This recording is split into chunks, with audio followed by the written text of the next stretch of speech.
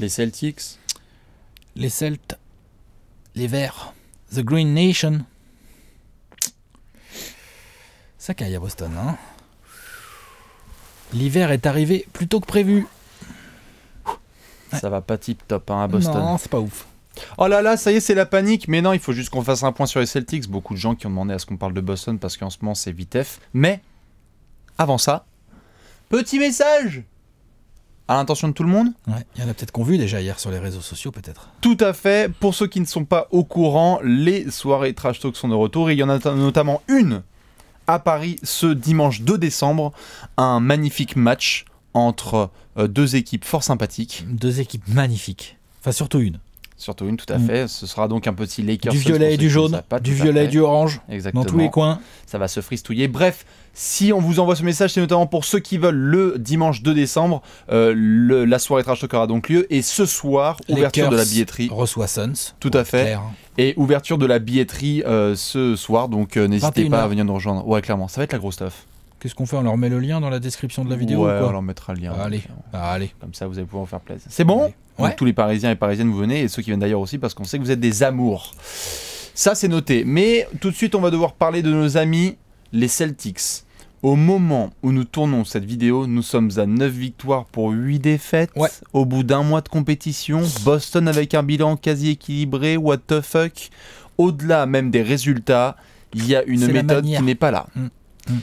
Et notamment, on l'a vu, et on va en parler en long et en large, à la fois les joueurs, le système, l'attaque, la défense, ce qui s'est dit, en point d'orgue, clairement, ce week-end, une sortie médiatique qui n'est pas forcément de l'ordre de sa spécialité, puisque d'habitude, ça coule plutôt de source. Brad Stevens, qui est plutôt calme. Là, il l'a dit clairement, on n'y est pas, quoi. Non. On n'a pas l'état Il a d'esprit raison. assez dur. Il a totalement raison de faire sa sortie. Il y a eu un match terrible, et on va en parler, contre Utah, qu'ils ont perdu les Celtics à domicile. Et donc Brad Stevens est vraiment pas bien là. Ensuite, il y a eu une défaite à Charlotte. Qu'est-ce qui se passe à Boston? C'est trop chelou là. T'avais bien démarré le premier soir de la saison en défonçant Philly. T'avais eu quelques victoires de suite, dont notamment contre Détroit qui était chaud patate, donc c'était bien. T'avais tapé Milwaukee.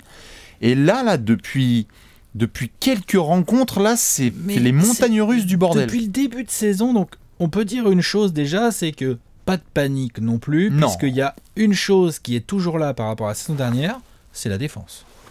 Ça va. Boston défend bien. Ah ouais, on est... Boston défend bien. Boston, c'est, je sais plus, faudra checker, mais je crois que c'est le deuxième ou même peut-être le premier defensive rating de la ligue, hein, genre Boston. Ah oui, C'est non, lourd, lourd, Boston, Boston, ça reste un rempart défensif, il n'y a pas de Donc, problème là-dessus. Le problème est vraiment de l'autre côté du terrain. Putain, on attaque. Le problème, c'est Ouais, l'attaque. Le problème, c'est cette équipe où le ballon circulait magnifiquement la saison dernière, où tout le monde y trouvait son compte, où les rotations étaient impeccablement léchées et tout.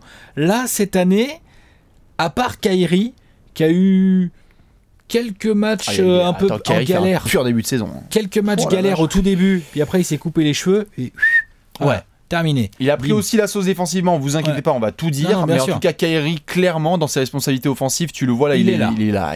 Il est là. Il a mis Toronto dans la poche arrière, magnifique. Et à côté de ça, on a une équipe de Boston. À ce jour, Boston, le ratio offensif, ils sont 27e de la ligue. Waouh, c'est chaud pour une équipe qui, soi-disant, est le favori à l'Est pour aller en finale. Tout à fait. Si tu écoutes. Et qui est dirigé par Brad Stevens. Je veux dire, Dirigé- Brad Stevens, Attends. 27e d'attaque de la ligue, c'est quand Dirigé même par un Brad Stevens, blasphème. avec Kyrie Irving, avec Al Gordon Horford, Hayward, avec Gordon bien Hayward, sûr, avec Tatum, Jason Rozier, Tatum, enfin bravo. bon, Rozier, Bien sûr, tout ça. Il y a du monde. Tu vois, c'est pas comme s'il n'y avait pas le personnel. Oui, bien sûr. Il y a Et du monde. ce qui a été mentionné justement sur ce sujet-là à l'attaque, c'est Kyrie Irving notamment qui s'est exprimé via The Athletic. Il y avait un gros dossier qui avait été fait là-dessus sur le fait que il y a beaucoup certes d'options à Boston, mais il y a certains joueurs qu'il a un petit peu call out, un petit peu. Il a fait genre bon, les jeunes, c'est bien que vous ayez la confiance, mais respectez le système quand même, parce que c'est un petit peu cafouilla. T'entends Jason Tatum? T'entends Théo Rozier, Jaylen Brown. Il y a Surtout Rozier et Tatum. Hein. il y a- Brown, Tout à je sais fait, pas tout à quoi, fait. je sais pas où le mettre. Mais il y a clairement Jason Tatum qui a été cité sur la toute première action du match contre Utah où c'est de l'isolation. C'est Kerry qui en parle, hein, qui dit c'est une isolation contre Derek Favors et rien que ça pull-up à 3 points pour faire une brique. Il y a vraiment cette espèce de difficulté là en ce moment à garder toutes les bonnes hiérarchies dans ce groupe-là. Beaucoup de joueurs de talent, on le savait, mais dans les grandes équipes, il faut que la hiérarchie soit respectée. quoi. Hiérarchie, il faut que la philosophie de jeu aussi soit respectée. C'est ça. Ce qui... C'est pas que ça soit pas le cas, mais quand tu vois Boston qui shoot à peine plus de 43% en termes d'équipe, et c'est dans les bas-fonds de la ligue comme pourcentage d'équipe, et ils ont tout le monde. alors qu'ils ont tous leurs joueurs, ils ont tout le monde. et alors que le ballon, le mouvement de balle, la recherche de passes décisives est encore quand même assez là, je veux dire, c'est une Bien équipe sûr. de Brad Stevens, et que finalement, après, quand tu détailles un peu les stats, là on parle de Jason Tatum, mais bon, finalement, il est à 39% de loin, Pépère. Oui, non, mais après, Tu ça vois, reste Tatum, bien Bon, sûr. il a 43% au tir, il a du talent et mais tout. les choix Mais les choix sont pas ouf. Les choix sont quand même chelous. Et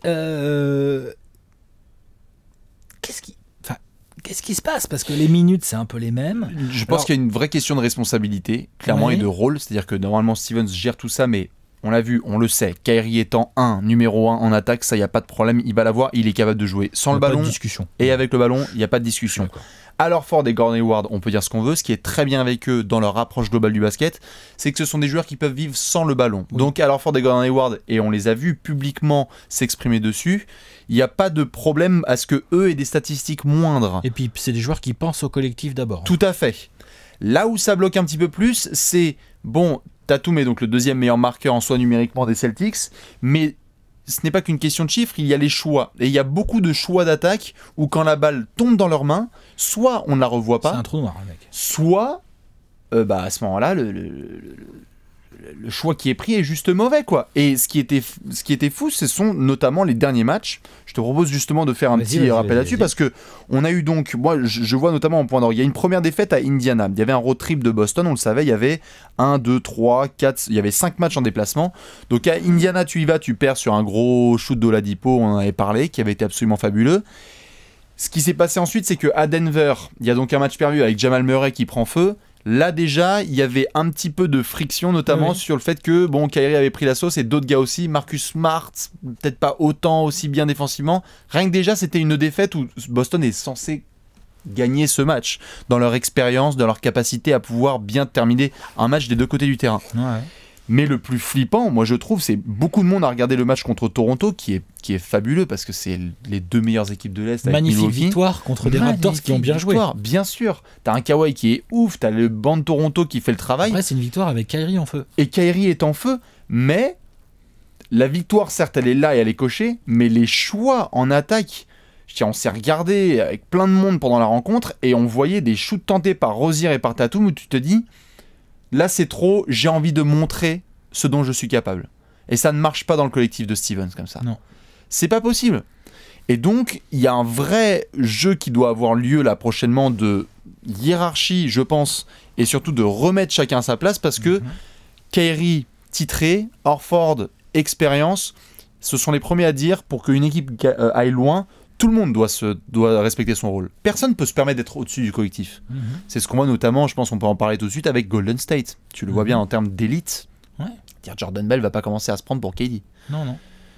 Non, parce que sinon, de toute façon, Techniquement, ça va être des compliqué. problèmes. Tout à fait, ça va être compliqué. Mais c'est parce que dans ces grandes équipes, les gars respectent leur rôle que du coup, il y a une bonne alchimie. Et je pense, comme tu le dis, c'est surtout Tatum et Rozier. Jaylen Brown, pas trop. c'est un peu différent. Jaylen Brown, je le vois plus comme... il a du mal à trouver sa place, là. Il y a de ça avec aussi. le retour de Gordon Hayward. D'ailleurs, Gordon Hayward a un peu de mal aussi à trouver sa place. Oui, mais pas. Après, Mais bien, non, mais- enfin, contre non, Toronto, mais il a été superbe. on et comprend. Le mec a encore des appréhensions. Le mec, mentalement, a tout un chemin à faire. Il Tout à s'est fait. cassé la jambe à l'équerre et il a mis un an à revenir. Bien sûr, C'est et il a chaud. suggéré d'être en sortie de banc d'ailleurs. Oui, il avait même mais ça suggéré. serait peut-être pas idiot. Ça pourrait peut-être aider. Regarde, ça pourrait peut-être aider Jaylen Brown. Ouais, mais il est tellement bon Mais je dis pas qu'il est pas bon. Non, mais je veux dire, attention, c'est pas ce que je dis. hein. Hayward est tellement bon dans ce rôle de je vais faire toutes les petites choses. Dans ce cas-là, tu fais sortir Jaylen Brown du banc alors. Non, mais pour moi, l'un des enseignements de ce début de saison de Boston, c'est que le 5 majeur Irving, Brown, Hayward, Tatum, Horford n'est pas si simple que ça à faire fonctionner offensivement. Non. Et que l'année dernière, un mec comme Marcus Momo, qui n'est pas un croqueur, qui joue beaucoup sans ballon, et qui d'ailleurs fait le taf en début de saison, défend et parce tout, qu'il met enfin, 14 bien sûr. points, il prend 6 rebonds, il doit shooter, il faut regarder les stats exacts, mais, Non, il doit- mais un très pourcentage bien. à 3 points, genre c'est très propre Marcus Momo, et ben en fait il fait du bien. Et donc demain, si tu enlèves Jaylen Brown du 5, par exemple, tu lui mets en 6e homme avec Rozier où ça pourra peut-être un peu croquer différemment ou au moins jouer différemment et il y aura moins de concurrence pour prendre les shoots en attaque et que tu remets Marcus Momo titulaire, en fait tu vas te retrouver avec Hayward qui fait les petites choses, Kyrie Irving et Tatum en option numéro 1 et 2 et du Marcus Momo qui prend les tirs qu'on lui donne et donc Hayward et Horford qui font le boulot, enfin qui font les petites choses autour. Ça serait peut-être un meilleur équilibre. L'autre suggestion c'est que c'est Brown que tu gardes dans le 5 et c'est Hayward que tu mets avec les Terry Rozier et les Smart dans la seconde unit. C'est une autre option qui se défend. Hein. Il va falloir, de toute façon, non pour pas moi, qu'on il dise faut qu'il faille faire quelque trancher, chose. Ah, mais il y a essayer. peut-être quelque chose à essayer parce que ce qui est bon, là où il n'y a pas d'alarme en effet, comme tu l'as dit, c'est que bon, je dirais la défense est là déjà. La défense Donc est là. tout à fait. déjà, la défense est là. Donc les soirs où Kyrie prend feu, déjà, tu peux gagner. Déjà. Ensuite, il y a eu des défaites. Non pas que je veuille moi réduire les oppositions entre conférences opposées, mais si tu perdais 5 fois contre des équipes de l'Est, là je serais un peu inquiet parce que tu es dans cette course-là.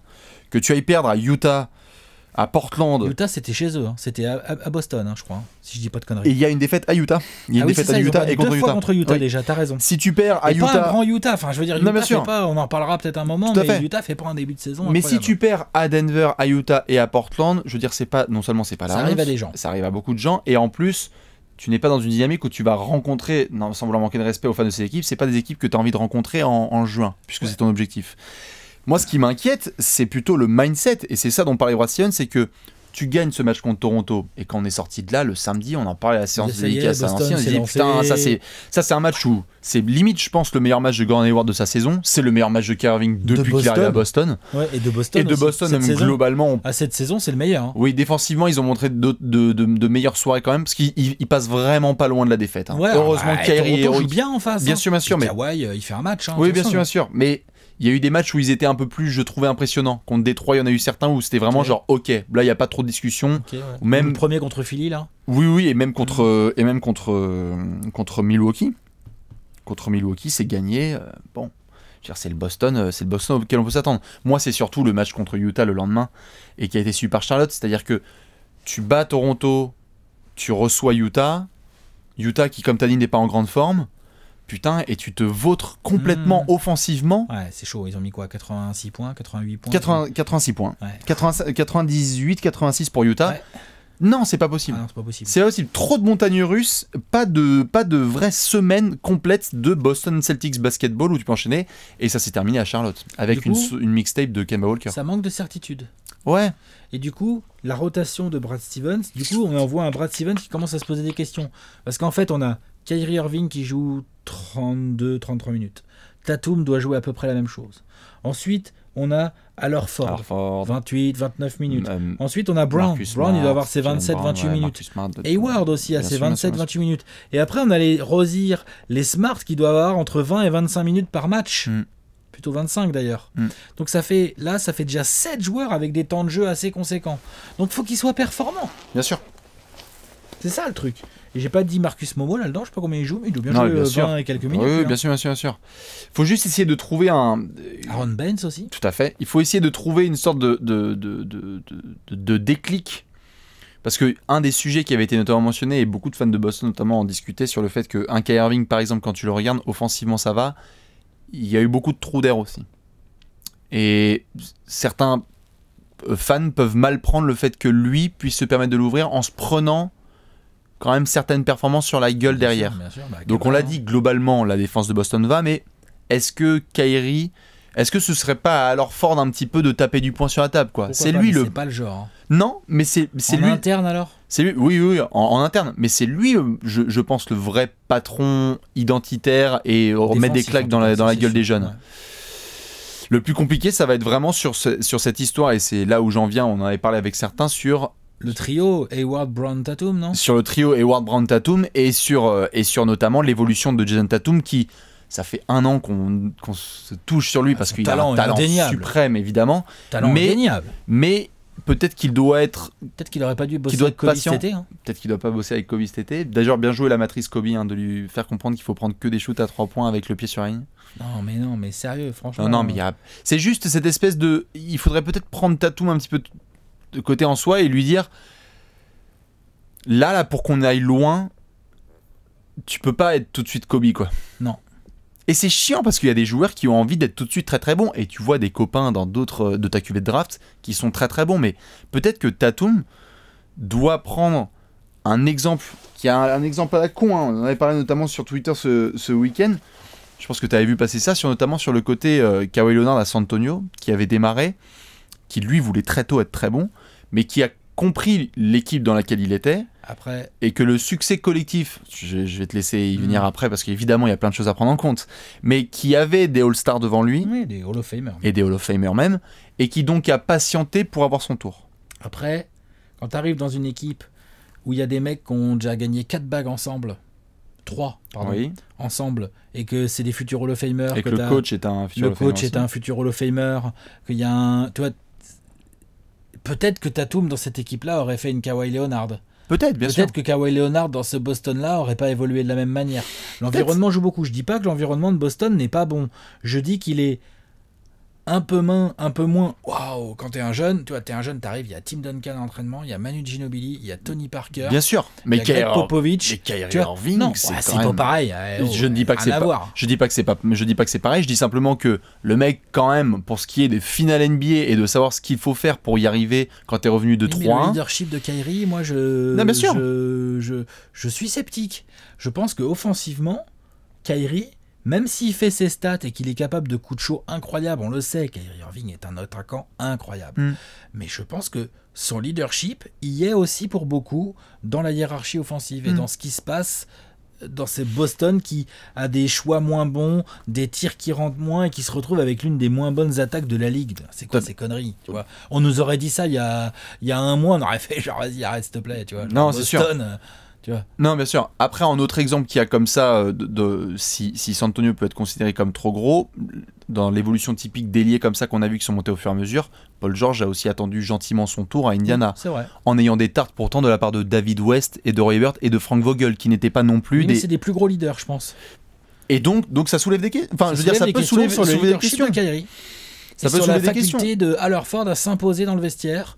Et après, attention. Les mecs sont à 9 victoires, 8 défaites. Les mecs sont pas dans le trou du fond de la conférence non. Là, on fait les pinailleurs, bien sûr. On pinaille. On est juste en train de dire, genre, c'est un peu poussif. Voilà. Ah bah, les gens qui annonçaient que Boston allait être à 9-8 au bout d'un mois de compétition en étant au complet sans blessure, il y en a pas. C'est pas possible.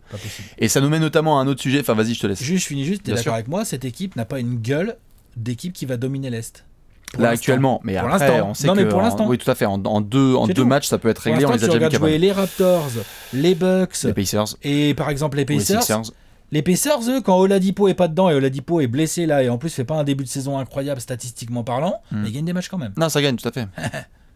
Donc à un moment donné, et il faut que, et tu le vois, Indiana, les mecs qui se ramènent tous les soirs, bon bah on sait comment compter sur notre banc, comment compter sur nos titulaires. T'es d'accord avec moi que demain, le prochain match des Celtics, là, je sais pas ce que c'est, mais le prochain match des Celtics. Si Kyrie commence son match... C'est contre les Knicks et après à Atlanta. Si Kyrie... Bon, ça va aller, ça. Et après à Dallas. Dans l'absolu... Ah putain, bah, ça va, tranquille. Ils vont... Ouais. Bon, les Celtics sont à 12-8. Non, mais... Ah, et après, il y a Cleveland. Bon, ok, ça va aller. Ah, la vache, ouais. Les Celtics sont à 13-8. Oui. Mais dans l'absolu, quand Boston démarre un match et que Kyrie n'a pas l'air dedans en attaque, là, sur ce début de saison, tu peux te faire...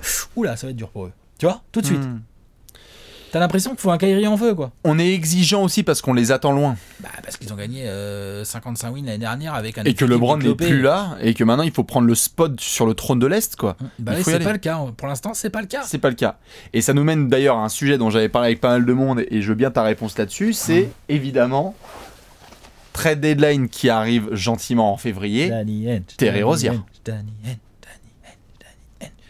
Terry en soi... Moi, pour moi, c'est un... Alors, juste en soi, contractuellement parlant, juste qu'on efface les pistes.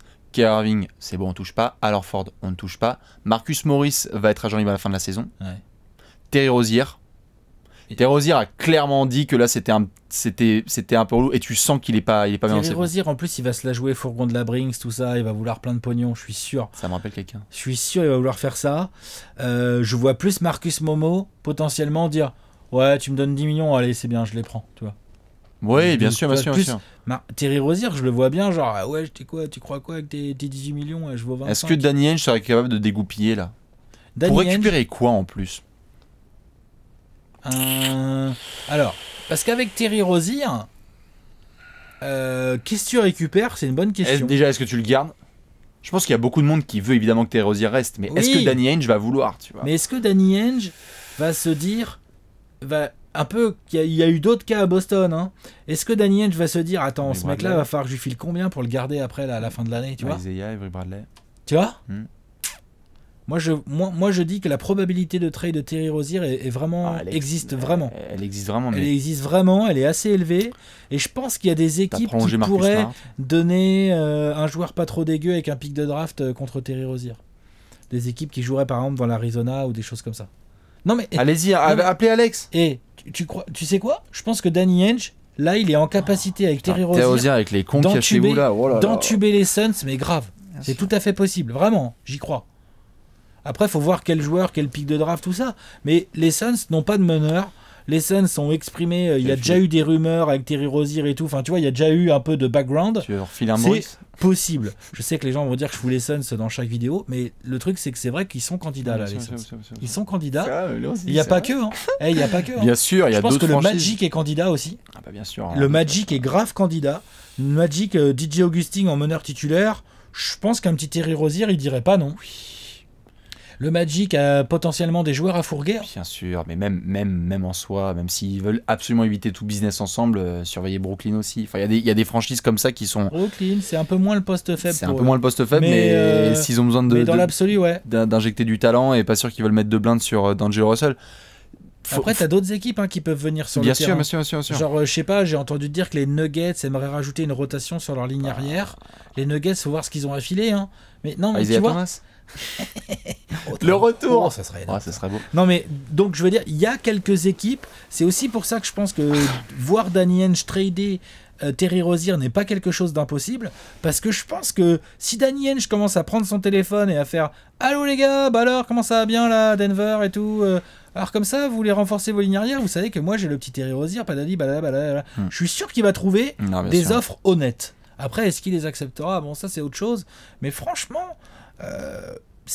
C'est possible. Hein. Non, bien sûr. Faudra vérifier le dossier parce que c'est un des plus bouillants. Moi, je ne vois pas le payer la blinde. Non, mais de toute façon aussi, non pas que je veux dire que... Il y a Kyrie Irving la blinde là. Et que tu as prolongé Marcus Smart, donc je pense pas que tu aies besoin d'avoir une rotation à 3 arrières qui soit aussi épaisse. Il est signé sur pas mal voilà, et puis alors Ford, même s'il va prendre... est où ça, cette affaire? Non, c'est bon, c'est la draft d'il y a 1 an et demi, donc c'est... Oui, c'est ça, il est encore en contrat. Donc il a encore son contrat.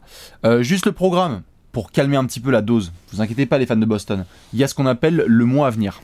Parce que le mois à venir, évidemment, ça devrait aller bien. Mais on est aussi capable de porter la poisse en faisant des apéros sur certaines franchises.